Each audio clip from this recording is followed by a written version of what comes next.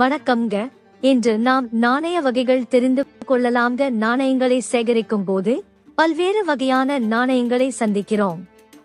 அவற்றில் சில முக்கியமானவை: 1. பழமையான நாணயங்கள், ஏன்ஷியன்ட் காயின்ஸ், பண்டைய காலத்து அரசர்கள் மற்றும் பேரரசுகள் காலத்தில் பயன்படுத்தப்பட்ட நாணயங்கள்.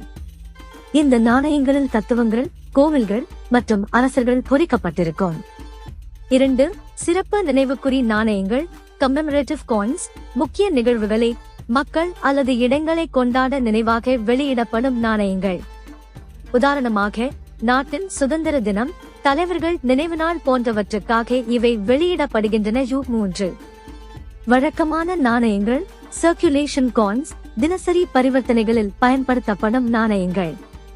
இவை பெரும்பாலும் நம்மால் பரிச்சயமான ரூபாய், பைசா போன்ற நாணயங்கள். 4.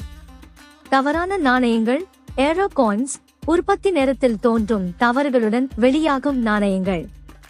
இவை மிகவும் அரிதானவை மற்றும் சேகரிப்பவர்களுக்கு மதிப்புள்ளவை. 5. நவீன நாணயங்கள், மாடர்ன் காயின்ஸ், சமீப காலங்களில் வெளியிடப்பட்ட நாணயங்கள், பெரும்பாலும் ஆரபயனுள்ள கலவையுடன் அல்லது புதிய வடிவமைப்புகளுடன் இருக்கும். இந்த வகையான நாணயங்களை சேகரிப்பதன் மூலம் நீங்கள் உங்களின் நாணய சேகரிப்பை விரிவாக்க முடியும்.